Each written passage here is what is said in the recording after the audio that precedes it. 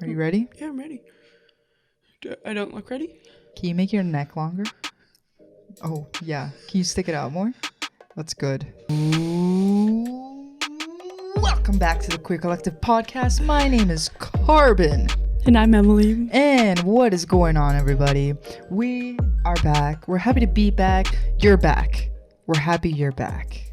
And this is the Charcuterie episode. charcuterie. Shark coochie is the way that it's pronounced in Italia. Oh, okay. You got your salami. You got your grapes. You got your cheese.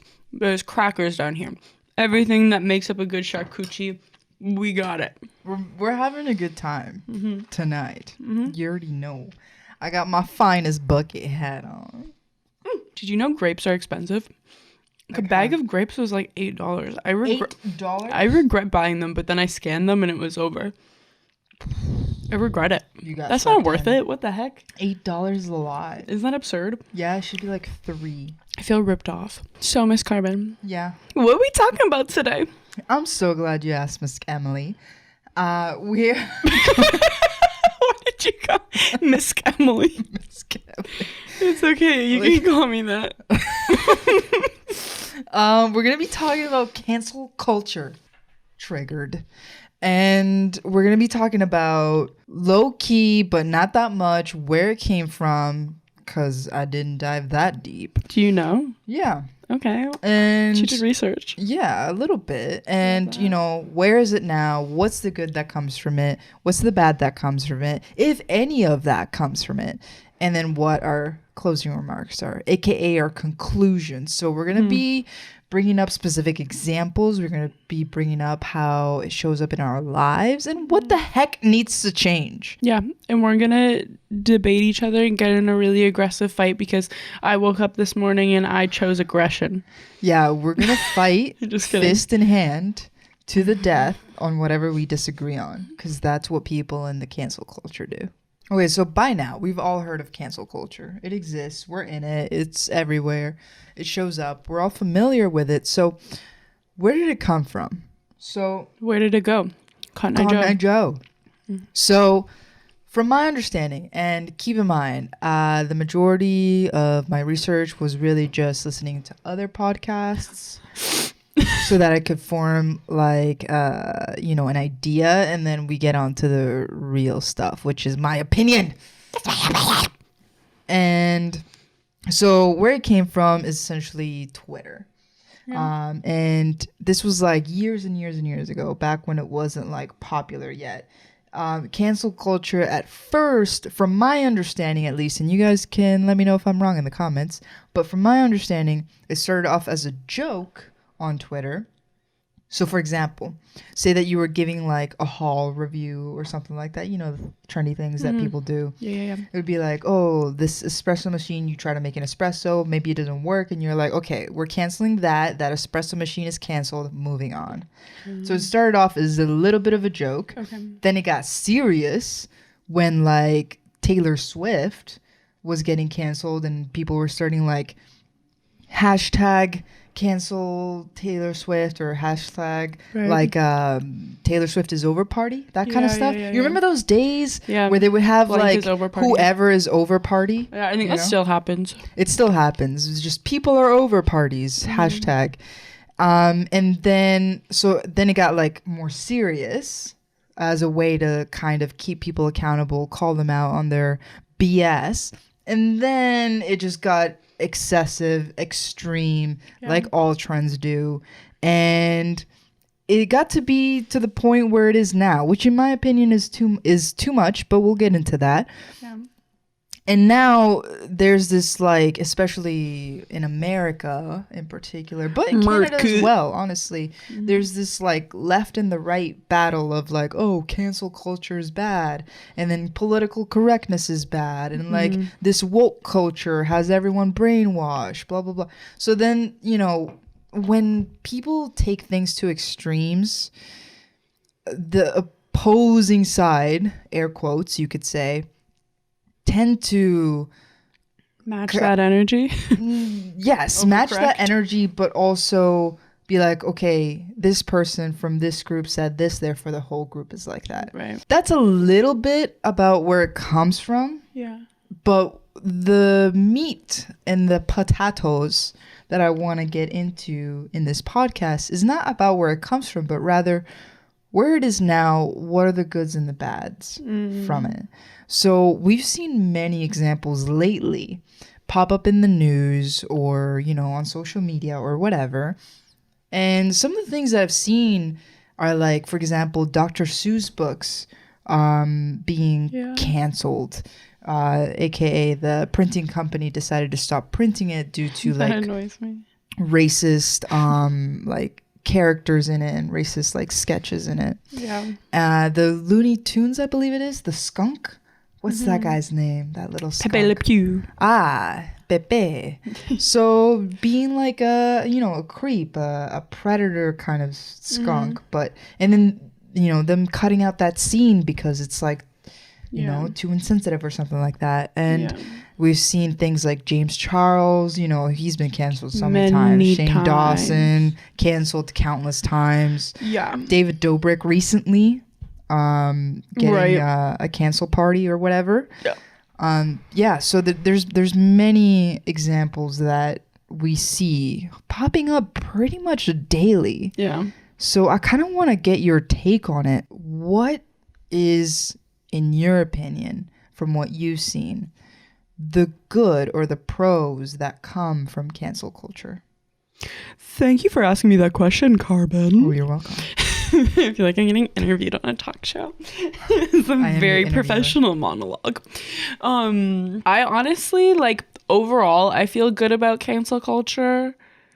I do see there's cons, and I'm going to get into that. But personally, I feel like it holds people accountable, especially, like, creepy, rapey dudes, you know, which is an issue. Like, people need to be called out because there's so, like, basically every woman you know either has been sexually assaulted or knows someone who's been sexually assaulted, but no man knows any man who's a rapist or who has sexually assaulted anyone. It's because that conversation isn't open. You know what I mean? And it's important to have those conversations and talk about it, and for people to acknowledge the things that they did wrong, like the things that weren't consensual, and how they need to change their behavior to teach their younger audiences like what's acceptable and what isn't acceptable. Right. Well, I ask you a follow-up question on that. Is it the job of an influencer or like, quote unquote, a famous person to teach people certain things, like to teach their audience certain things? I think to a certain extent, they're a public figure, and thus if you're going to go rape someone, you're going to get called out in the public. Right. You know, and you're like, you maybe aren't intending to be a lesson, but people are going to make you a lesson. And that's what cancel culture is like. Okay. So I'm glad you brought that up, actually, because before I even get into my argument and what I see, I do want to state that I do agree with those points, actually. I agree with someone getting called out. I agree with someone being held accountable for their actions. That's what should always happen. So to give you a prime example, Jeffrey Epstein, you know, he did have influence in the world, like major influence in the world. He was a public figure because, you know, he was rich and had tons of money and connections, exactly. And he was 100% someone that needed to be called out, that needed to just be held accountable for all of the terrible actions that he committed. Same thing with someone like Harvey Weinstein or someone like a Woody Allen, who have allegations come out against them. And it's like, everyone should know about this. Everyone should know how wrong it is. And it's also a public service announcement for other women. Like, don't be alone in a room with that creep. Yeah. And on top of that, like, it kind of like, as a society, you kind of self-police in regards to what is acceptable and what isn't. Yeah. And when you call these public figures out for something like that, it is a statement to the general public that this isn't acceptable. Yeah. So I do agree with that. Yeah. However, I do see a lot of cons, and there's a couple that I really want to mention. So one of them is that when you publicly scrutinize someone and you publicly shame them, which is what cancel culture has become now. Mm-hmm. It might not have started that way or not started with that intention, but from what I see, it's what it's become. Mm-hmm. So people become publicly scrutinized and just ridiculed. Now, if you were to, for a second, put yourself in those shoes and say that you did something that you regret, you committed a mistake, let's say that it's not to the extent of like rape or pedophilia, the really terrible things that some of these people go to jail for. Let's say that you made a mistake. Maybe you made a comment or committed an action that was just something that you regret. Now you're outed. Mm-hmm. So to the public, you're a bad person. Yeah. You committed a mistake. You said this. You should have known that was wrong to say. And now you're being publicly scrutinized. You're being ridiculed. You're being made fun of. People are making memes about you. People are sending you death threats. They're telling you to die. They're trying to find out where you work, where you live, just so that they can get you fired and just so that they can personally send you death threats. If you were someone in that position, would you be inclined to really be like, wow, I need to reflect on this? And I need to take everything they're saying, including the death threats, including everything. And I need to really go and apologize from the bottom of my heart. Or would your first reaction be fight or flight? Yeah. So I think the issue there is like, I don't want to associate the whole thing. This is kind of like what you brought up before, is like one bad egg ruins like the whole thing, right? Because I don't want to associate the death threats and everything like that with someone being held to account. Does that make sense? Because yes, the death threats are horrible. I don't think that's good at all. I think there's a certain extent, and I personally don't like the word cancel. Yeah. I think it's important to try and educate people, and I think it's circumstantial every time. And I do believe that I've seen influencers who have been called out where they actually give a genuine apology. They explain the circumstances, that it was a while ago. People like Shane Dawson, where people end up forgiving them and they're like more popular than ever, So I don't think cancel culture is as like point blank as people are making it out to be, like this big evil thing. I think it really is. It's more beneficial in my eyes than it is bad, except for, I don't know. Well, in my eyes, it's more beneficial than it is bad, because a lot of people are not willing to make a change unless it starts financially hurting them. And that's just facts. Like with David Dobrik, he didn't freaking apologize for the whole sexual assault thing until he started losing sponsors. Right. You know what I mean? People don't recognize that stuff. Okay, thank you for bringing that up, because first of all, what you mentioned before about not liking the name cancel culture, I think that it starts with that. I think that the first thing that is wrong, before even the whole argument I just made, is the name. I think that that's the first thing that's wrong with it, which is cancel culture. You're trying to cancel someone. You're not trying to educate someone within the name. You're not, it doesn't say educate culture. It's not, you know what I mean? There's no ring to that. There's no ring to that. But my point is that when you say cancel culture, words are powerful. Yeah. They do have an impact, a powerful impact. And if you phrase it as cancel culture, that has a connotation attached to it. Yeah. And you think to yourself, you're actively trying to cancel someone. You're not trying to educate them. You're not trying to have a conversation with them. You're not trying to have a debate with them. You're not trying to make them see your point of view and, have a back and forth. You're trying to cancel them. And that's the first thing that I see wrong with the term cancel culture. Right. No, I agree with that. I don't like the name either. I think it just spoils it right from the beginning. But I still do think it's mainly beneficial, though. Like, especially in America, I find, because of how broken their democracy is, like, just because people in major cities and major democratic cities aren't represented to the same extent as people in Republican cities because of the way that their Senate works. Okay. You know what I mean? Well, so through online discourse, companies feel like they have to pay attention because the buying power is clearly stronger from Democratic people. There's more people in the US and in Canada who are liberal, democratic, leftist, whatever. They have more buying power, and that is what moves, like money moves people. This is true. It does. But I will like to use that argument against you a little bit. Okay. In the sense of like, this is the primary thinking that you just mentioned, which is left versus right, Democrat versus Republican. That in itself is already something that's wrong. It's you versus me, us versus them. Yeah. Everything especially in the United States, but in Canada as well, everything is seen as you versus someone else. It's never like, hey guys, let's work together, unless you're working together towards a common enemy. Right. Like that's what everything, like that's what's perpetuated in the media. That's what's perpetuated from our government. That's what's perpetuated a lot of times from a lot of social circles, because if it's something that's always cycling and always going around, eventually it gets in your head and you start to think, well, yeah, actually it is me versus them.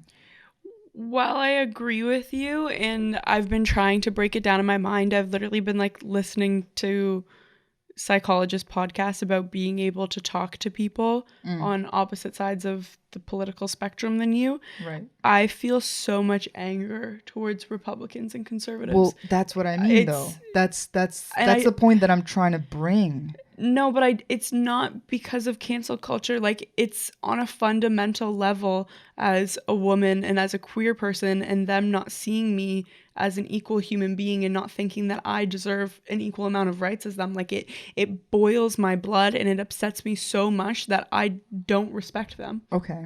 So let me bring that back to you. Yeah. With cancel culture being what it is today, which is literally canceling someone, not educating someone. Yeah. What you feel the far right side is doing is canceling you as a human being. So to combat that with more canceling, it's like throwing fire on fire. I wouldn't equate what they do to canceling. But that's the thing. The reason that you don't equate what they do to what you do is because you see yourself as a better person. No, because, okay, I do feel, though, that there is an educational side to it. I do think that people are coming out in their apology videos and they are expressing that they've learned. You know what I mean? And they talk about how they've learned.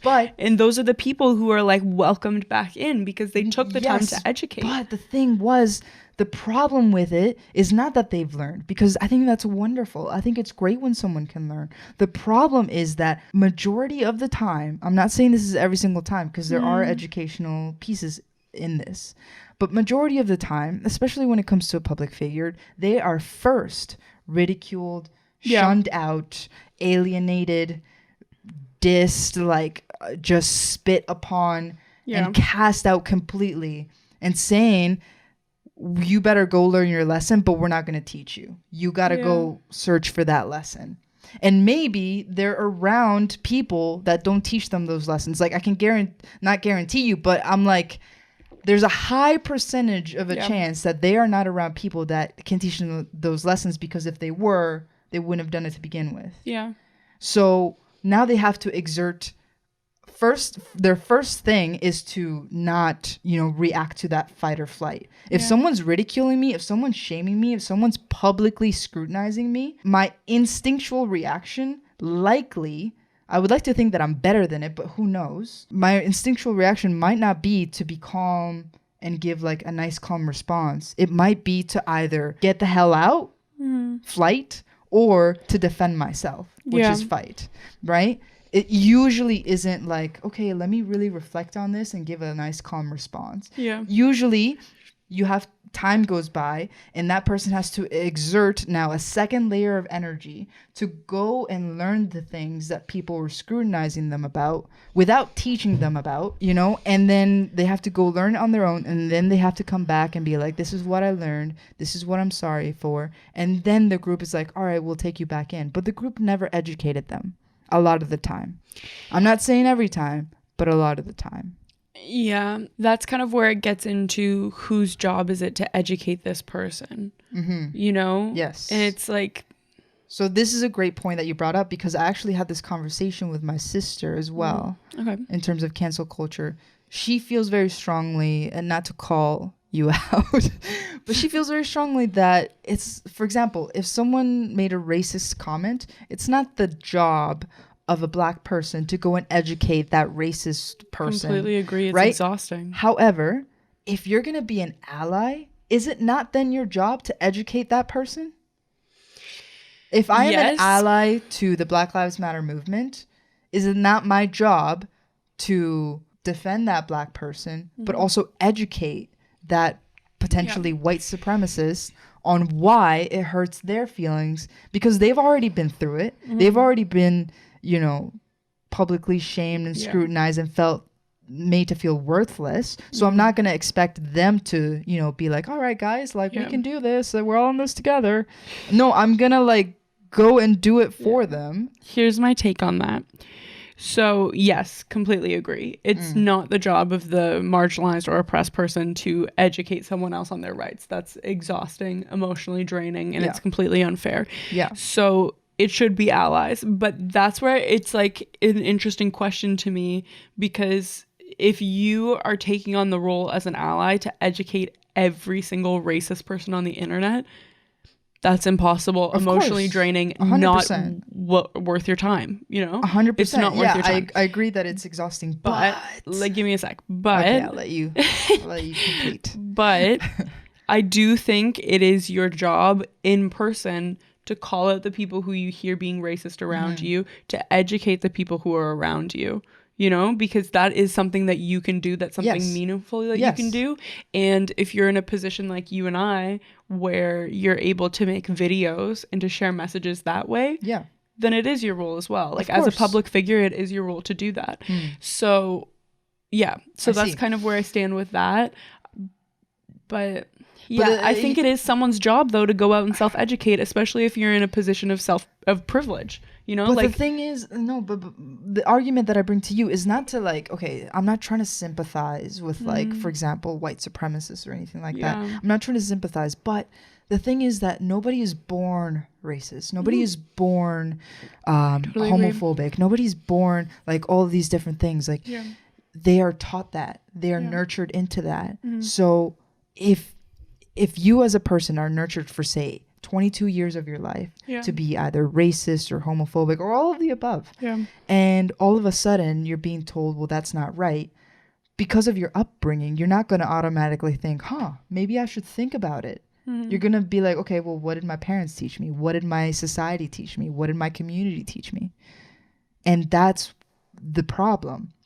So when you say it's not your job to educate every single person, I agree with you, because it is exhausting. But how many allies are there in the world? Millions for every cause. There's typically millions of allies for every single cause. So collectively, I think that is what we need to be doing. Yeah.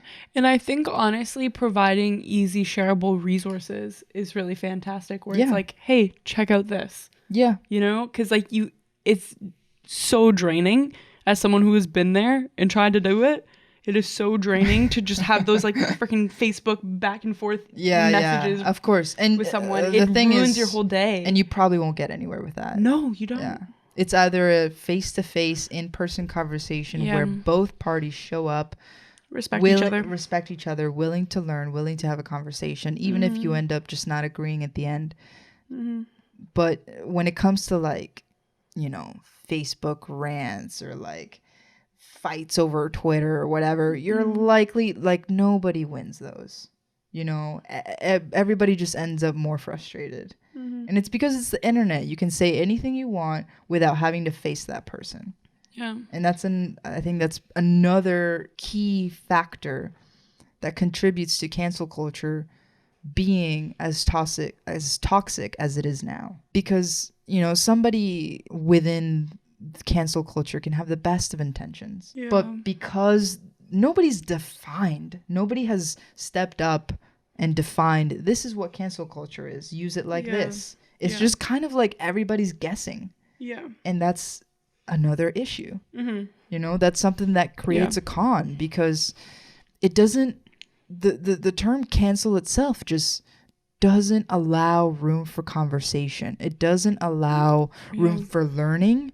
And in my opinion, it only creates more division. I do agree with that. I totally do. And I think the internet, the anonymous nature of the internet, makes people feel like they can say really terrible things, hunt down your address, give you death threats. That stuff is really, really scary. Like, how far is too far, right? Because I agree with, like, again, going back to, like, we need to call out people. We need to hold people accountable for their wrong actions.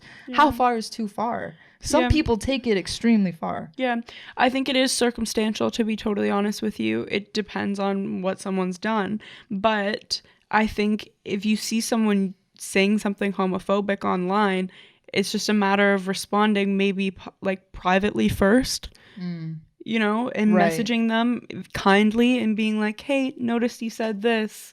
Here's why it's not so nice. These are the people you're impacting.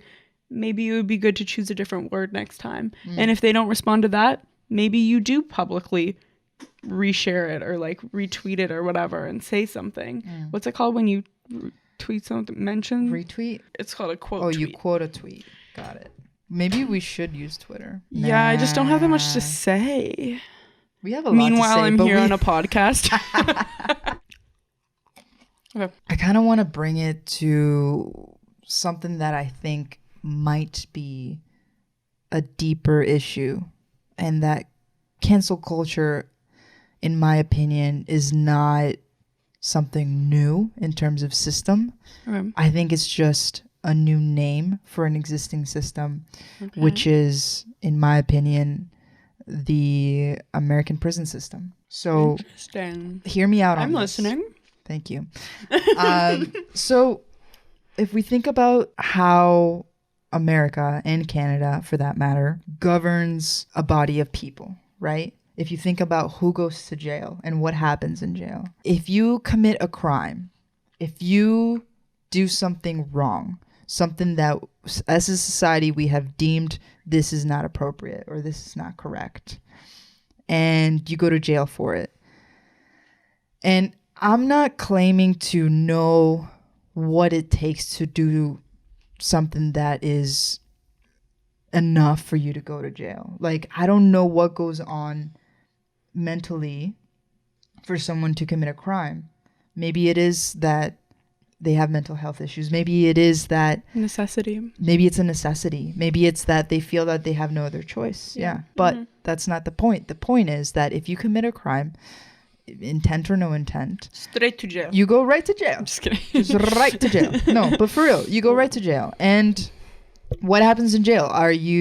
It's supposed to be for rehabilitation, but is anyone actually rehabilitated? Usually not. No, not usually. Like, majority of the population that is in jail, if they come out, they're not better. They didn't learn how to behave in a society. Yeah. They didn't, like, there's no rehabilitation that's happening via programming. If they do feel any sort of rehabilitation, it's because they put in that extra layer of energy and that extra effort and work in order to come out of it a different person. Yeah. So I think that that's what's fundamentally wrong. Everything that we do now, every culture that we create, every way that we police our society is based on those pre-existing systems, which are fundamentally flawed in my opinion. And the reason that I think it's flawed is because when someone commits a crime, they go to jail, they're in there for X amount of years, they come out, they didn't go through any sort of rehabilitation process, they were actually treated like shit, they were kicked and beaten probably, and they were forced to do things that they didn't want to do, and they were just treated like the worst human beings on earth. And when they come out of it, we're mad at them because they didn't change. Yeah. We're mad at them because they didn't learn anything while they were getting beaten or while they were being scrutinized or told that they were the worst human being. If you look at prison systems in New Zealand, for example, their prison system is not at all like the Canadian or American prison system. They go in there and they have some nice things. It's actually a rehabilitation program. They have like an actual bed, you know, not just like a metal frame. They have like food in there. They have like maybe a TV so they can watch the news, keep up with the times. They have games. Like there's no like bars that they're like stuck behind. It's like nice windows. There's like actual trees and nature. Like they're actually going through a program. Yeah. And these are people that like committed crimes. Like they're supposed to be horrible people. Yeah. But they go through this program. They actually learn something. And you know what? I'm not 100% sure on the exact percentage. I'll put it somewhere on the screen. But the vast majority of people that come out of that prison system actually never end up back in jail.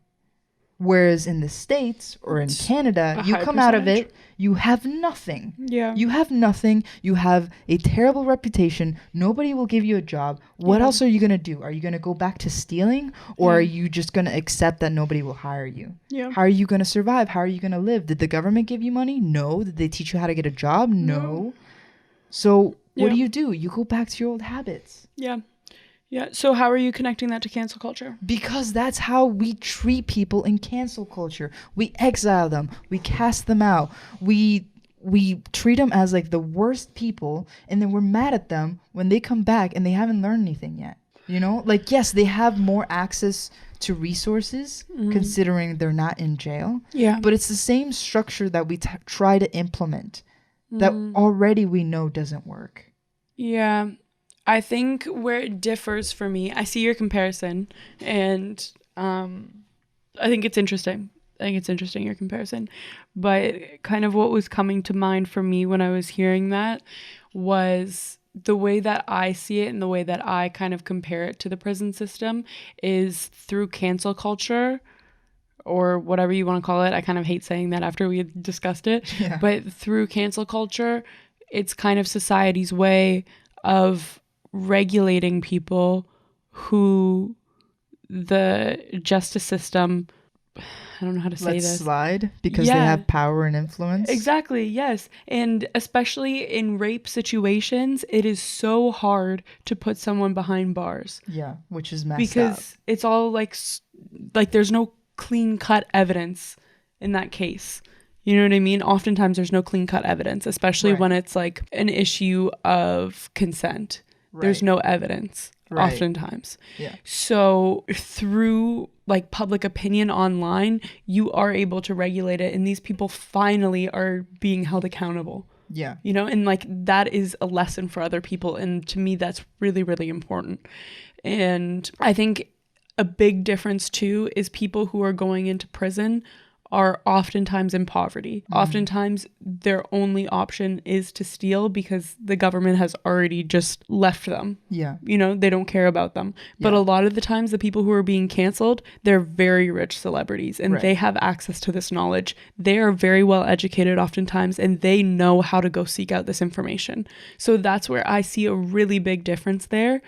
But there are parts of your argument that I agree with. I do think it's important to educate people while you're saying these things. I don't think it should come in the form of a threat. Right. You know, I don't think it should be you're over. It should be, hey, like this is not okay. This is like, these are the people you're hurting, XYZ. But I do think it's important. Right. And to that point, I think I want to make one comment and one argument. Okay. As like my final thoughts. First, the comment is, yes, I see your point. And I like that you came back at me with counterpoints when it comes to the comparison I made to the prison system. I think you hold some really good points, and it gives me a lot to think about as well. My argument to you is, though, going back to who you surround yourself by, or maybe who you were just born, like the surroundings that you were born into. Yeah. For quite a few people, maybe let's not make it exclusive to just influencers. Let's just say just regular people. Let's say that racist people. Let's say that. I think that the surroundings that you're born into can have the kind of impact where It's like, yes, technically that information is available to you because they have access to the internet, etc. Yeah. But typically people don't actively search for an opposing view. Yeah. Which I think everyone should. And I think that that is part of the entire problem, is that when people think something, or maybe they're told something by their community or their family or their friends, they go and seek validation for that. They don't go and seek an opposing view. They don't go and seek something that they disagree with. Yeah. You know, they go and seek affirmations to what their opinions are. Yeah. And because of this, I don't think that so many of us are able to think critically and form our own opinions on things, which is why I really like that you kind of disagree with me on some of this, because it's just kind of like practicing thinking critically and forming your own thoughts and forming your own opinions and having a debate on it. Because if we didn't have this debate and we just agreed with each other on everything, then boring conversation. And I don't think we would be learning very much either. Yeah. So I think that I want to close it off with getting your thoughts on this. Okay. We can agree that people need to be held accountable. We can agree that people with power and influence need to be called out. Mm-hmm. And I think that we can agree that there's toxic parts about cancel culture. Yeah. First and foremost, starting with the name. Mm-hmm. And then the extreme actions that some people take. Yeah. What do you think needs to change about cancel culture in order for it to actually be effective and actually be constructive instead of tearing people down? I think that's a good question. I think that's a good way to sort of close this off and look at it in like a constructive way. I really think that we should be leading with kindness. And it sounds so corny to be saying that. I feel like Ellen DeGeneres. Is she Ellen? Mr. General, is that you? Mr. General. Well, honestly, I think it does come from kindness and like a wanting to educate. And like you said, understanding that people are the product of their environment. Mm-hmm. And sometimes they haven't experienced what you've experienced and they don't know what you know. So I think trying to explain things to people in a kind way and not coming at people with aggression, you know? Yeah. And with hatred right off the bat. I think that's important.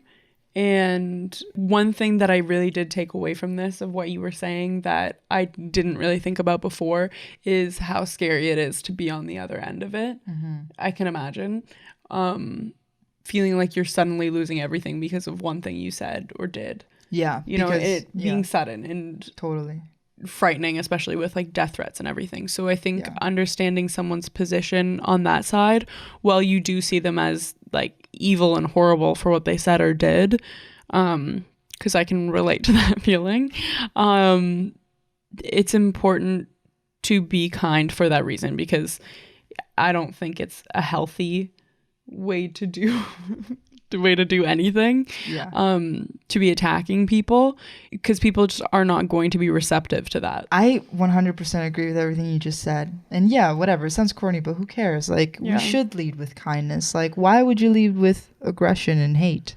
That's not a way to live your life. I want to just leave you with two thoughts. Okay. So the first thought, while it is the influencer or someone with a platform, while it is their job to spread knowledge, spread awareness, and teach people things and, you know, influence, I don't believe it's their job to get everything right. People are going to make mistakes. Yeah. People are going to say the wrong thing, and they're going to learn some life lessons like all of us do as human beings. Yeah. So the first thing that we have to do is sympathize with someone on a human being level, not as a right versus left, not as a liberal versus conservative, or you did this and I did this, so I'm better than you. Just like on a basic human level, you just have to sympathize with each other as human beings. And the second thing that I wanted to say is that if someone is coming at you with aggression and hate and just foul language and threats, why would you want to do the same to them? If that makes you feel horrible, why do you want to do the same thing to them? At that point, you're sinking down to their level. Yeah. You're no better than they are. And I think also just engaging in that situation isn't helpful if someone's It's not helpful. It's not productive. Aggressive. It's not. You're not going to achieve anything. So approach things and people with kindness. We're just a couple of Ellen DeGeneres. So you guys, with all of that being said, thank you so much, Emily, for debating You're welcome. me. Yeah, I should have you on the pod more often. Thank you for interviewing me. Yeah, no, but really, thank you so much for having a different viewpoint than I do. I think it's super important. I hope you guys enjoyed the debate, because with everything that we disagree on, we always learn something new from it, and I think it's healthy. So go out there and talk to people that you might not agree with and try to get their point of view, etc. Maybe not now because COVID, but in a little bit. Emily is clearly like, her attention span is complete. The bar is filled up to its max, so we are gonna go. I hung in there for a while. Yeah, you did a good job, buddy. You did good. All right, you guys, make sure to hit that like button and subscribe, because we put out these videos every single week except for the last 2. You don't want to miss the next one. We'll see you later. Peace.